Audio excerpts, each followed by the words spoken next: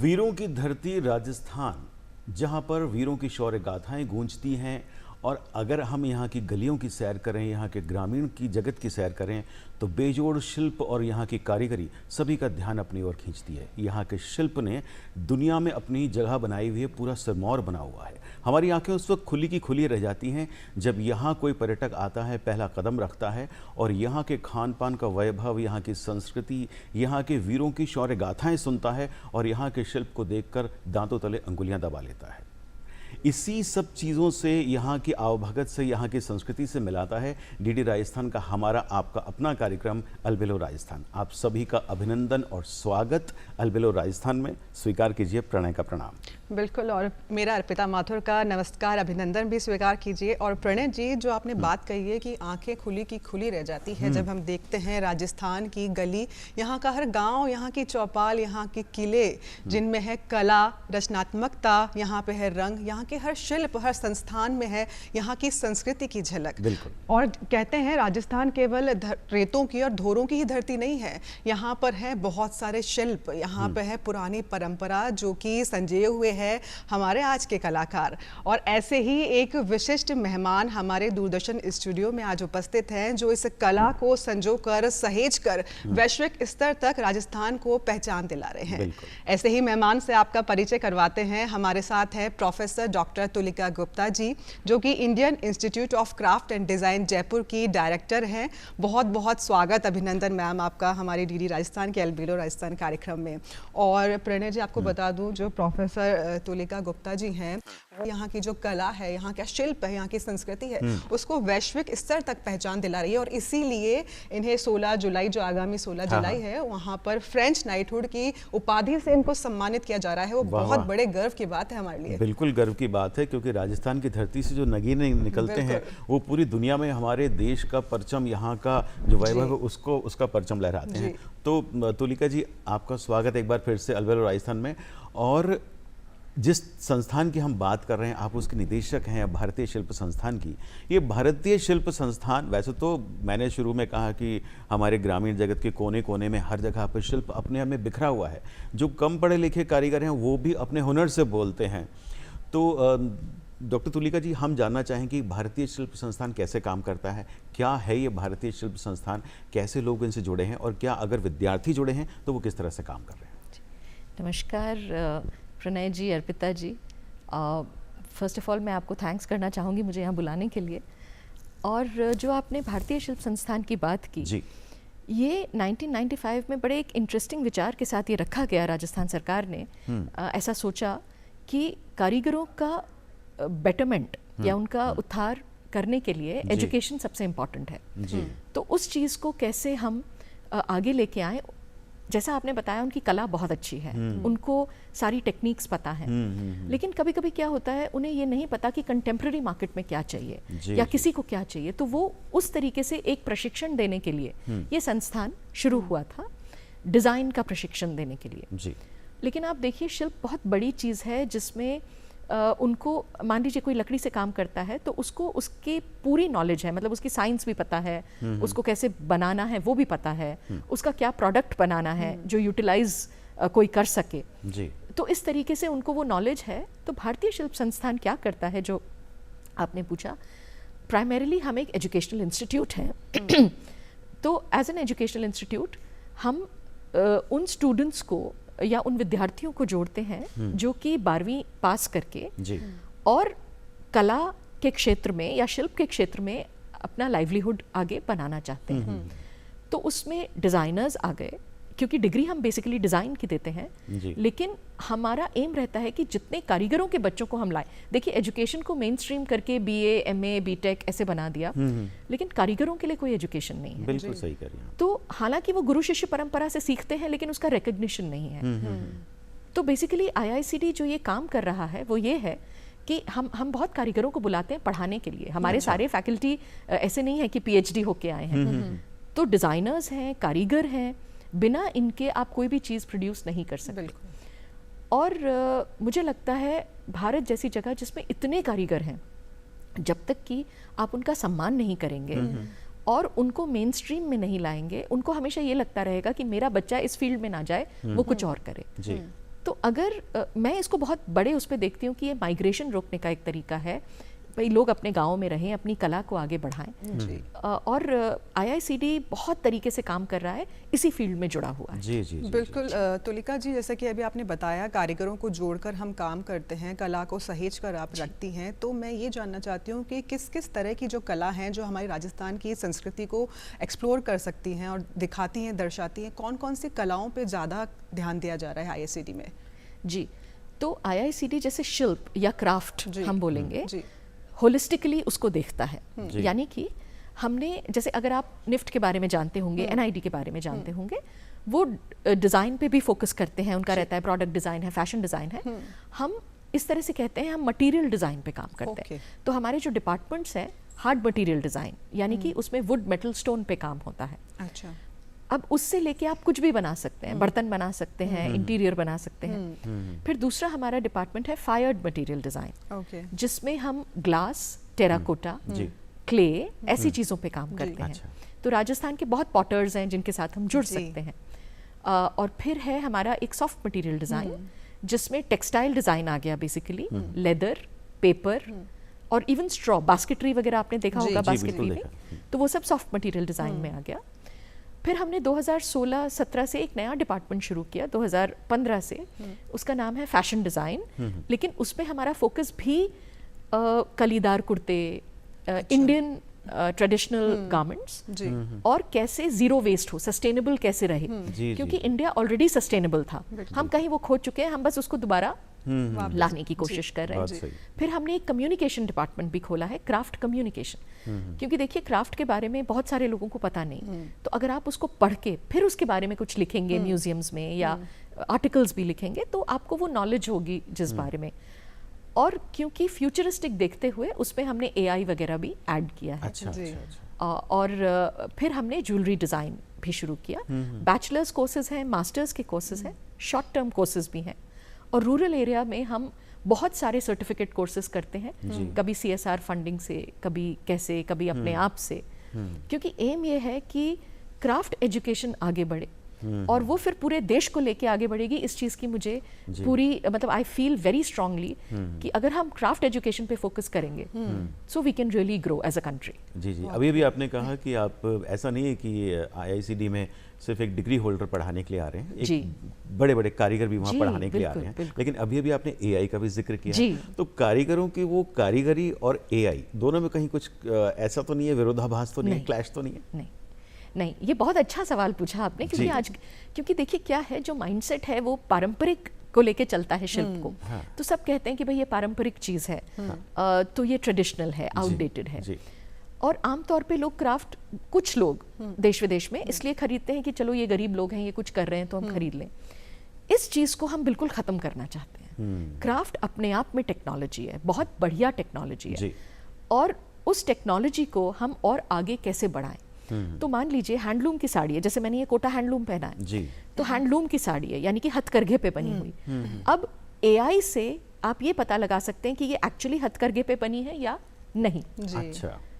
और बहुत सारी चीज़ें हैं, जैसे लोग म्यूजियम जाते हैं, हाँ जी, तो फिजिकली सब लोग नहीं जा पाते, कोविड के बाद हमने देखा बहुत कुछ ऑनलाइन हो गया। अगर हम इन चीज़ों को यूज़ करके वर्चुअल म्यूजियम बनाएं, हम दिखाएं राजस्थान में यहाँ पे ये मिट्टी होती है, इससे ये चीज़ बनती है, तो उसके लिए हमें वैसा मैन पावर, ह्यूमन रिसोर्स चाहिए जो एम्पैथेटिक हो, जो समझता हो परंपरा को भी, और फ्यूचरिस्टिक भी हो कि इसको आगे कैसे लेके जाना है। तो AI बहुत नेचुरली हमने धीरे धीरे इंट्रोड्यूस किया है। मतलब आप ये कह रहे हैं कि जो टेक्नोलॉजी है उसका यूज है, जो है परंपरागत जो हस्तशिल्प जो भी कला है उसको जो है निखारने में आप काम में ले रही हैं। मेरा एक सवाल है आपसे तुलिका जी कि आपने बात करी कि कौन कौन सी आप शिल्प पे काम करती हैं, कला पे काम करती हैं। ब्लू पॉटरी होती है, लहरिया बंदेज, टेक्सटाइल बहुत ज़्यादा होता है। ये हमारे जो राजस्थान का जो है परंपरागत शिल्प है, यहाँ की कला है। अगर मैं बात करना चाहूँ आपके IICD की, तो वहाँ पर इनसे हटकर और क्या कुछ शिल्पों पर ध्यान दिया जाता है, क्योंकि ये शिल्प ऐसी है कि लोगों की नज़र में बहुत ज़्यादा है, वैश्विक स्तर तक पहचान दिलाई गई है। इनके अलावा भी अगर हम बात करें तो और किन शिल्प और कलाओं पे आप काम कर रही हैं?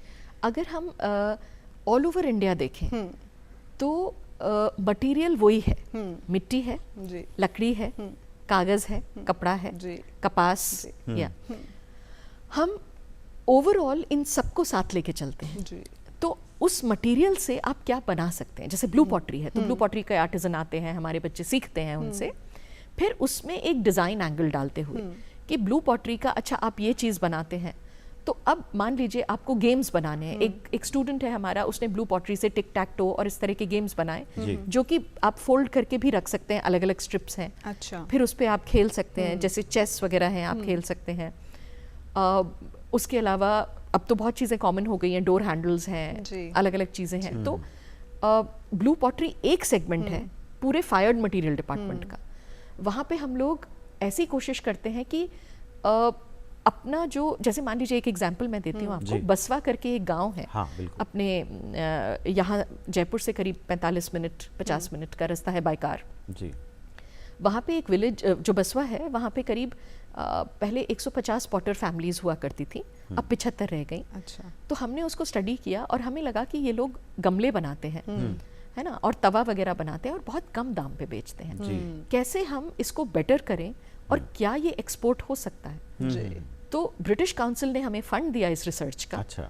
और हमने लंदन के एक कॉलेज, वेस्ट डीन कॉलेज है लंदन में, उनके साथ मिलके हमने ये प्रोग्राम किया कि कैसे इसको हम बेटर कर सकें। तो उन्होंने बताया कि देखिए आजकल घरों में जगह कम है, किस तरह के हम डिज़ाइन कर सकते हैं। 2 स्टूडेंट्स हमारे टोटली उस प्रोजेक्ट में लगे। अच्छा। कि अच्छा कैसे, मान लीजिए एक लोहे का फ्रेम बना के उसमें ऐसे गमले टांग दिए जाएं, अच्छा, कैसे हो, और फिर वो गमले कितने टेम्परेचर पे आप उसको बेक करें कि वो टूटे नहीं। हमारे क्लाइमेट में इंडिया में चल जाता है। जी। तो हमने बहुत रिसर्च करी, नई नई चीज़ें बनाई, तो उन लोगों तक भी ये बात पहुंची, कारीगरों को बेनिफिट हुआ जी।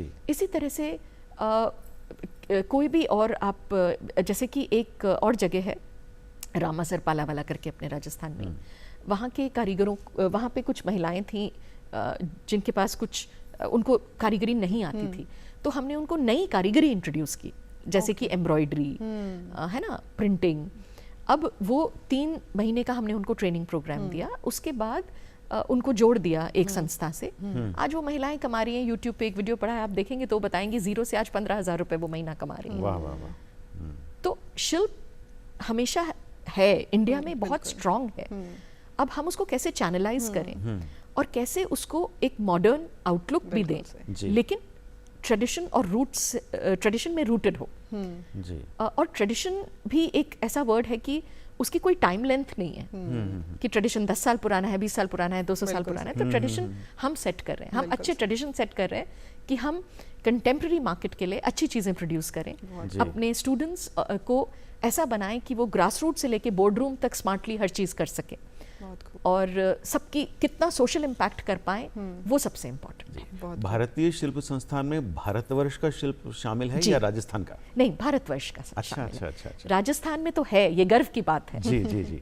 लेकिन शिल्प पूरे भारत का शामिल है। अच्छा अच्छा अच्छा। जिसमें कि बंगाल आ गया, केरल आ गया, महाराष्ट्र आ गया।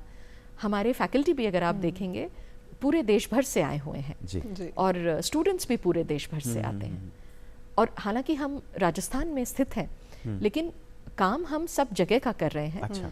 अभी बस 2 दिन पहले हमारे 10 स्टूडेंट्स और 2 अध्यापक तेलंगाना से वापस आए हैं। वारंगल करके एक जगह है, वहाँ पे रिसर्च करके आए हैं। उनकी दरियाँ कैसे बनती हैं, क्या चीज़ें हम सुधार सकते हैं, क्या चीज़ें हैं जो कि ख़त्म हो सकती हैं। क्राफ्ट काउंसिल ऑफ तेलंगाना ने हमें फ़ोन करके बुलाया कि आप लोग आइए और हमारी मदद करिए ये करने में।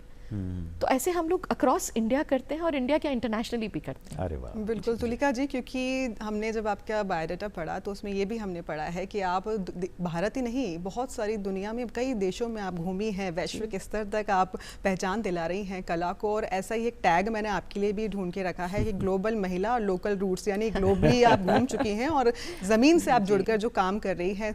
आपके व्यक्तिगत जीवन पर हम जानना चाहेंगे कि इस कैसे परिवार की जिम्मेदारियों को, कैसे एक शिक्षिका होकर, महिला होकर आप कैसे वैश्विक स्तर तक इतनी कला को पहचान निखार रही हैं, तो कैसे तालमेल बैठाती हैं हम इन सब चीज़ों में? देखिए, ये बात काफ़ी, टाइटल आपका बहुत इंटरेस्टिंग है और ये बात तालमेल कैसे बिठाते हैं, ये मैं जब काफ़ी यंग थी, जब मैंने कॉलेज ख़त्म किया, तब मैं सोचती थी कि मैं ये करूँगी, वो करूँगी, बहुत काम करूँगी। हमारे कॉलेज में भी बहुत हम कारीगरों के साथ काम करते थे जी। तो लेकिन जब शादी हुई तो समझ आया कि महिला की बहुत जिम्मेदारियां होती हैं और वो निभाना भी ज़रूरी है, क्योंकि कई चीज़ें महिला ही कर सकती है। तो उसके लिए मैं अपनी पूरी फैमिली को आई एम ग्रेटफुल कि मेरे इन लॉज, मेरे पेरेंट्स, मेरे हस्बैंड, बच्चे सब ने बहुत सपोर्ट किया जी।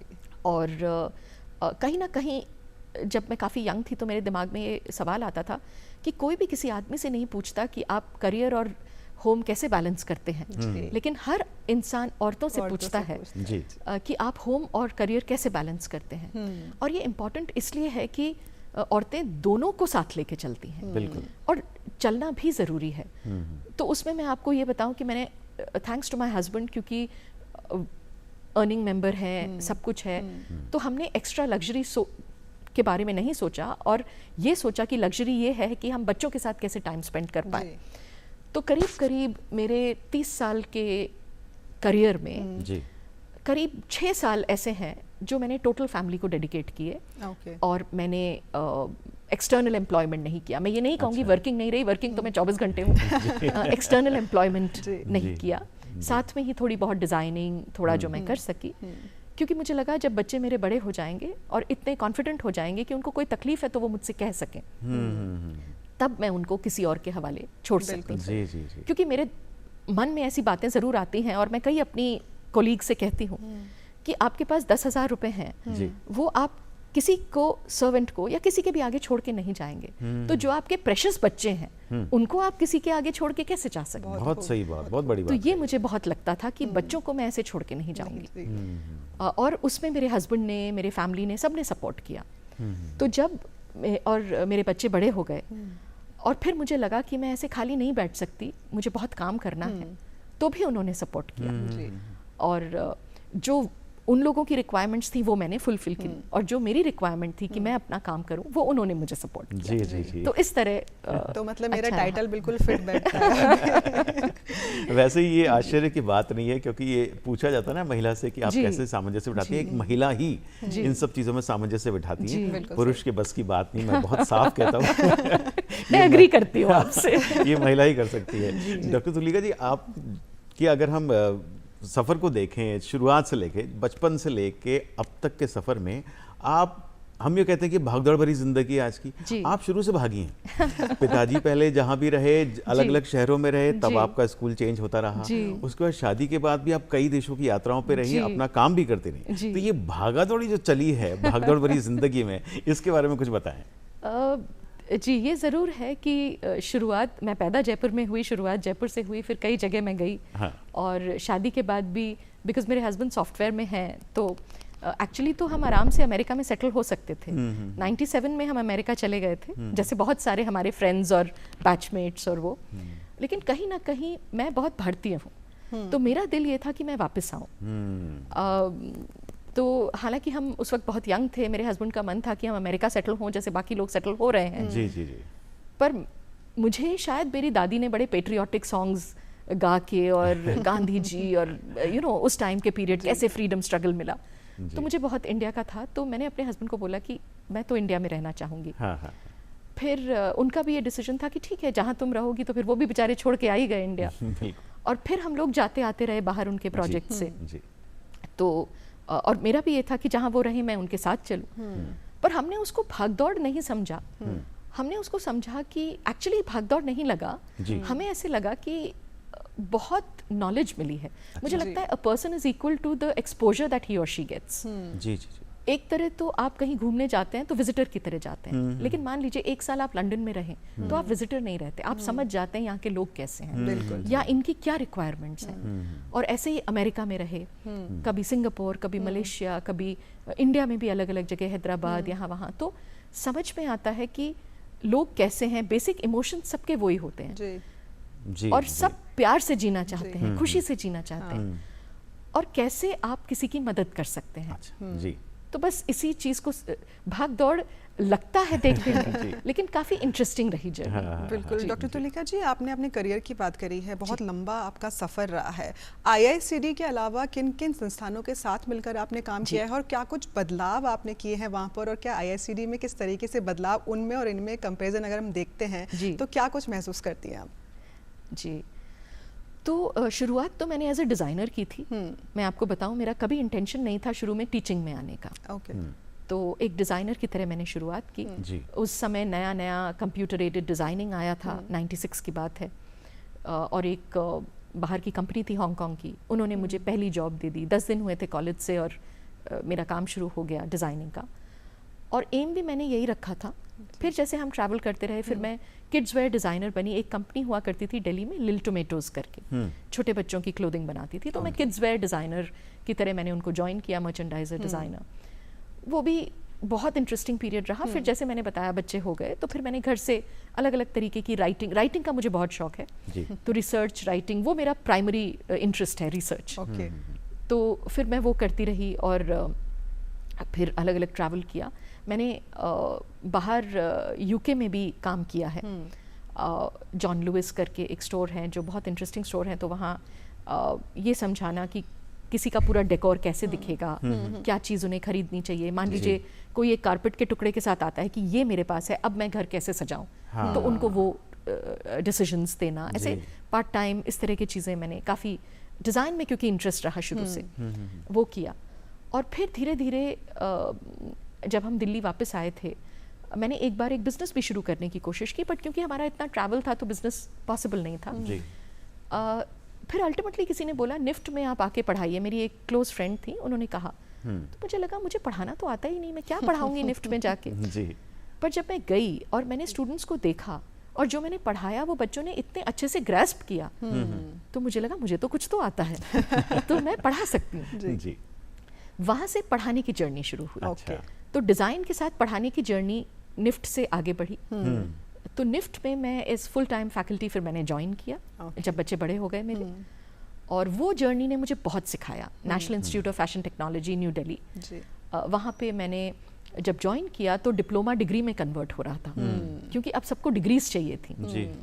तो वो डिग्री का वो प्रोसेस, कॉलेज के प्रोसेसेस, क्या सिखाना है, अगर बच्चों को कोई हम सब्जेक्ट सिखा रहे हैं तो क्यों सिखा रहे हैं। ऐसा नहीं है कि वो आए सीखे चले जाएं बोर होके। भाई ये सब्जेक्ट तुम सीख रहे हो तो इसका क्या मतलब है लाइफ में, कहाँ तुम इसको ऐड करोगे। तो इस तरह से मेरी शुरुआत हुई। फिर मैं फैशन डिज़ाइन डिपार्टमेंट में, मुझे सीसी बोलते हैं वहाँ पे, एक तरह से हेड ऑफ डिपार्टमेंट हो गई मैं 6-7 सालों में। और काफ़ी बदलाव वहाँ भी किए और बहुत कुछ सीखा। वहाँ बहुत सीनियर लोग थे जिन्होंने शुरू किया निफ्ट को, और उनसे मुझे बहुत सीखने को मिला। और वो लर्निंग्स मेरे साथ रही। और उसके बाद अगेन बिकॉज मेरे हस्बैंड का 2 साल का कोई एक प्रोजेक्ट आया था लंदन में, यूके में, तो हम चले गए छोड़ के। और तब तक मेरे मन में, क्योंकि अब मैं पढ़ाने लगी थी, मेरे मन में था मुझे पीएचडी करनी है, रिसर्च करनी है, और इंडियन क्लोथिंग पे करनी है, क्योंकि उसके बारे में किताबें कम हैं। मैं फैशन हिस्ट्री पढ़ाने लगी थी, मेरे पास आ गया कि भाई आप ये सब्जेक्ट पढ़ाइए। तो मैं 10 घंटे पढ़ा करती थी आधे घंटे पढ़ाने के लिए, क्योंकि पहले तो मैं डिज़ाइनर थी, रिसर्च में इंटरेस्ट था। तो वो रिसर्च का इंटरेस्ट मैंने फैशन हिस्ट्री में मैं ले आई। तब मैंने देखा कि विदेशों की तो हर 10 साल की हिस्ट्री भी है। हमारे लोग कहते हैं साड़ी चल रही है तो चली जा रही है, परंपरागत जोड़ दिया, टाइमलाइन कोई नहीं है, कब किसने क्या पहना। और राजस्थान में अगर लहंगा चोली है तो साड़ी कब आई। बिल्कुल। और अगर जैसे आपने कपड़े पहने हैं तो ये तो हमारे ट्रेडिशन में कब आए, इनिशियली तो ट्रेडिशन में नहीं थे। तो ये चीज़ें मुझे विचार करने पे मजबूर करने लगी कि ये कहाँ, और ये किताबों में मुझे नहीं मिला। तब मैं सोचने लगी कि मुझे एक पीएचडी करनी है, लेकिन अच्छी जगह से करनी है। नेशनल म्यूजियम भी गई, बड़े धक्के खाए, दर दर बात करी। पर हिस्ट्री जो डिपार्टमेंट्स हैं, कोर हिस्ट्री, वो सोचते हैं कि भाई क्या क्लोथिंग हिस्ट्री भी क्या चीज़ है, यू नो, लड़ाई, पॉलिटिक्स और सिविल हिस्ट्री ज़्यादा इम्पॉर्टेंट है। हालांकि मैंने मजाक में एक प्रोफेसर से ये भी कहा, मैंने कहा सर जो लड़ते भी थे तो कपड़े पहन के तो लड़ते थे, मुझे तो बस वो कपड़ों की जानकारी चाहिए, क्योंकि उससे हिस्ट्री अपने आप निकल के आती है। बिल्कुल। पर खैर इंडिया में बात नहीं बननी थी, शायद अच्छा ही हुआ। तो फिर मैं बाहर गई। बाहर मैंने यूनिवर्सिटी ऑफ ऑक्सफोर्ड से एक छोटा कोर्स किया आर्कियोलॉजी ऑफ क्लोथिंग में, और साथ साथ यूनिवर्सिटी ऑफ डेनमार्क के साथ मैंने कुछ काम शुरू कर दिया था। उन्होंने मुझे बुलाया था, हमने नेचुरल डाइज पे काम किया, और मुझे था इंडिया में नेचुरल डाइज कैसे ख़त्म हो गए, क्यों हम इसको आगे नहीं ला पा रहे। क्योंकि मेरा एमएससी का बैकग्राउंड है, तो साइंस बैकग्राउंड है, तो डाइज में मुझे बहुत इंटरेस्ट है जी। फिर अल्टीमेटली डेनमार्क के साथ करते कराते, बट फिर पीएचडी का जो मैंने सोचा, लकीली एक बहुत लोगों से मैं मिली, अलग अलग कॉन्फ्रेंसेस में गई देखने की कहाँ ठीक बैठेगा। कभी लगा टाइम वेस्ट भी हो रहा है, लेकिन शायद टाइम वेस्ट नहीं होता अगर आप अच्छे से यूटिलाइज करें। जी। फिर अल्टीमेटली यूनिवर्सिटी ऑफ ग्लासगो, जो कि बहुत ही एक पॉपुलर यूनिवर्सिटी है यूनाइटेड किंगडम की, वहाँ पे मैंने पीएचडी में एनरोल किया। ऑब्वियसली मैं बहुत मैच्योर स्टूडेंट थी, मिड 30s में थी, जबकि बाकी लोग काफ़ी यंगर थे। तो मेरी सुपरवाइज़र कहती थी, फ्रांसिस लेनर्ड नाम है उनका, कि भाई आपका टाइम मैनेजमेंट बहुत अच्छा है। मैंने कहा आप करके देखिए, घर में 2 बच्चे पढ़ाना, टाइम मैनेजमेंट तो अपने आप अच्छा हो जाएगा। तो तब मैंने रिसर्च शुरू की कि, और मुझे लोगों ने, मैं चाहती थी तो हड़प्पा टाइम पीरियड से करना, पर लोगों ने समझाया कि भाई उसके कोई अवशेष ज़्यादा है नहीं, आप कैसे रिसर्च करोगे जी। तो ये बहुत अच्छा इंटरेस्टिंग लगा। फिर धीरे धीरे करते हुए मैंने ब्रिटिश काल पे रिसर्च की, influence of British clothing on Indian fashion. इस पे करते करते मैंने इससे शुरू की रिसर्च, और फिर जब रिसर्च करी तो अचानक ये हिट हुआ कि मैंने अपने सुपरवाइजर को बोला 1-1.5 साल बाद, हमने ये तो डिसाइड कर लिया था विमेंस वेयर को छोड़ देंगे, क्योंकि विमेंस वेयर पे बात करें तो इंडिया में बहुत डिफरेंट चीजें हैं। साड़ी बहुत बाद की है, मतलब एज टोटल, अदरवाइज साड़ी बहुत पुरानी है जी। तो हमने आते आते हमने कहा मेंस वेयर पे करेंगे, फॉर सिंपल रीजन कि उनकी फोटोज हैं, उनके चीजें बहुत हैं डेटा के लिए। फिर एक बहुत इंटरेस्टिंग फैक्ट पे हिट हुए कि शेरवानी मुझे 1880 से पहले नहीं नजर आई, अचकन और शेरवानी जी जी जी। तो मेरी सुपरवाइजर ने कहा आप इसी पे रिसर्च करो। फिर मैंने शेरवानी पे रिसर्च करी, और मेरे ये प्रूव किया कि ये मुगल कालीन गारमेंट नहीं है, था ही नहीं। सारे अंगरखे, जामे शेरवानी है, किसी मिनिएचर पेंटिंग में शेरवानी नहीं है। अच्छा। पर कोई ऐसे सोचता नहीं है, क्योंकि हम पारंपरिक जैसे ही कह देते हैं। तब मैंने जॉर्डन में भी एक पेपर प्रेजेंट किया, what is tradition after all, you know, it is not given to us by God, we create it, sometimes intentionally. बिल्कुल। So how when India gained independence, जब आज़ादी हुई तो हमारे पहले प्रेसिडेंट राजेंद्र प्रसाद जी ने जब चिट्ठी लिखी नेहरू जी को, वो चिट्ठी मुझे आर्काइव्स में मिली कि मैं जनता को जब एड्रेस करूंगा मैं क्या पहनूं, क्या मेरे वस्त्र हों जो कि जात पात, रीजन, रिलीजन से अलग हों। तब ये अचकन उन्होंने डिसाइड किया कि ये किसी पर्टिकुलर रिलीजन की नहीं है। अच्छा। और तो ये बड़ी इंटरेस्टिंग डिस्कवरीज हुई जब मैंने पढ़ा, निकाला। तो फिर मेरी थीसिस का टाइटल है influence of British rule on elite Indian men's wear and the birth of sherwani. अच्छा। सो ये सब में मुझे इंटरेस्ट था। तो इंडियन के रूट्स तो थे ही। तो ग्लासगो में रिसर्च करते हुए मैं कई बार इंडिया आई, क्योंकि मेरी फैमिली यहाँ शिफ्ट हो गई थी, तो अब मैं वहाँ तो रह नहीं सकती थी। तो उनसे परमिशन लेके मैं 8-9 महीने के लिए आई। मैंने यहाँ पे जयपुर में बहुत रिसर्च की। तब तक मुझे पता नहीं था कि मैं भारतीय शिल्प संस्थान की डायरेक्टर बन के आऊँगी कभी। यहाँ रिसर्च की, हैदराबाद में, अलीगढ़ में, अलग अलग जगह गई। और ब्रिटेन में मैं ये कहूँगी आर्काइव्स बहुत ज़बरदस्त है, बहुत इन्फॉर्मेशन मिली। तो जो आप अलग कंट्रीज और इसकी बात कर रहे हैं ना, तो इस तरह से वो भाग दौड़ बहुत थी। फिर क्योंकि सब इंडिया में थे तो हम इंडिया वापस ही आ गए। मतलब आपके जो रूट हैं, आपकी जन्म स्थली है, वो आपको खींच के ले आई है वहाँ से वापस। बहुत अच्छी, आप काम भी बहुत अच्छा कर रही हैं डॉक्टर सुलेखा। अगर हम बात करें आगे की कि युवाओं की, बहुत अभी हाल ही में जो है युवा जो है हमारा बहुत ज़्यादा भटकने की कंडीशन में, आप खुद भी आप देख रही हैं। तो ऐसे में आप युवाओं का भविष्य निखार रही हैं, उनको कला की तरफ, डिज़ाइन की तरफ उनको पूरी तरीके से फोकस्ड कर रही है। युवा जब आपके इंस्टीट्यूट में आते हैं, आपके संस्थान में आते हैं, वो किस तरीके से शैक्षणिक अगर हम बात करें कैसे सीखते हैं, ट्रेनिंग स्किल्स उनकी किस तरीके से की जाती है, उसके बारे में कुछ बताइए। तो जो 4 साल का हमारा बैचलर्स का कोर्स है, फर्स्ट ईयर पे हम एक फाउंडेशन इन डिज़ाइन पे फोकस करते हैं, जिसमें उनको कलर्स के बारे में पता चले, अलग अलग एलिमेंट्स ऑफ डिज़ाइन के बारे में पता चले, और उनको क्राफ्ट की नॉलेज हो। और हम उन्हें एक ट्रिप पे भेजते हैं राजस्थान के, अच्छा, जिससे वो जाएं, वहाँ रहें गाँव में। हमारे 2-3 लोग स्टाफ में से जाते हैं उनके साथ, फैकल्टी हैं, स्टाफ हैं, ऐसे फील्ड ऑफिसर हैं एक हमारे, तो वो बच्चों को लेके जाते हैं और बच्चे वहाँ रहते हैं, उन लोगों के साथ इंटरैक्ट करते हैं, समझते हैं। सोशल इश्यूज भी समझना ज़रूरी है। और उसके बाद एक आई ओपनिंग होता है वो उनके लिए कि अच्छा ऐसी भी दुनिया है। जी जी। और कुछ बच्चे हम इंसिस्ट करते हैं, मुझे ऐसा बहुत स्ट्रांगली लगता है कि एग्रीकल्चर कॉलेजेस में फार्मर्स को पढ़ना चाहिए जी। इसी तरह भारतीय शिल्प संस्थान में मुझे लगता है शिल्पकारों के बच्चों को ज़रूर पढ़ना चाहिए जी। तो उसके लिए हम बहुत एफर्ट करते हैं। वी आर वेरी ग्रेटफुल कि छत्तीसगढ़ की सरकार हर साल 5 बच्चों को स्पॉन्सर करके भेजती है, पूरा खर्चा उठाती है आर्टिजन के बच्चों का। अच्छा। और यहाँ पे एक नीला हाउस है, लेडी बैम्फोर्ड फाउंडेशन है यूके की, वो 8 बच्चों का खर्चा उठाती हैं हर साल। अच्छा। इस तरह से अलग अलग लोग और सरकार जो भी हमारी मदद करती है, हम उनसे भी कहते हैं कि भाई कुछ बच्चों का आप भी खर्चा उठाएं, क्योंकि वो बच्चे 12वीं कर लेते हैं, उसके बाद BA MA इधर उधर निकल जाते हैं, उनको वो भटक जाते हैं, उनको नहीं पता हम ये करें कहाँ करें। पर जब वो हमारे यहाँ आते हैं तो हम उनको ये दिखाते हैं कि भाई तुम्हारा क्राफ्ट जो है इससे अच्छी कोई चीज़ नहीं है। अभी आप देखेंगे कई छिपाओं के बच्चे हमारे यहाँ पढ़ के निकले, आप उनका लाइफस्टाइल देखिए, बदल गया। अच्छा। और उनको क्लाइंट से बात करना आ गया, क्या बनवाना है वो बनवाना आ गया। तो हम उनको पहले बेसिक डिज़ाइन की नॉलेज देते हैं, क्राफ्ट का एक्सपोजर देते हैं, फिर वो अपने अपने डिपार्टमेंट में जाते हैं, जैसे मैंने बताया hard material, soft material, fired material, भाई डिपेंडिंग ऑन वो किस चीज़ में आगे बढ़ना चाहते हैं। फिर वहाँ पे उनको उसकी नॉलेज दी जाती है, उसकी साइंस, उसकी हिस्ट्री, उसकी टेक्निक, टेक्नोलॉजी, कि जैसे आज पॉटर्स व्हील है, लेकिन पहले खाली कैसे स्लैबिंग से होता था, या टेक्सटाइल है कि किस तरह से हैंडलूम सेट होता है, कैसे ब्लॉक प्रिंटिंग होती है।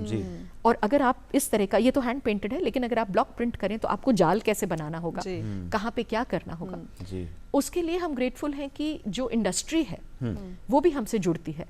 मान लीजिए अनोखी जो ब्रांड है या इस तरह के कोई ब्रांड, वो बोलें कि अच्छा आप अपने क्लासरूम प्रोजेक्ट में ये करवा दीजिए, तो हम करवाते हैं। अच्छा। बच्चों को उनसे जोड़ते हैं जी।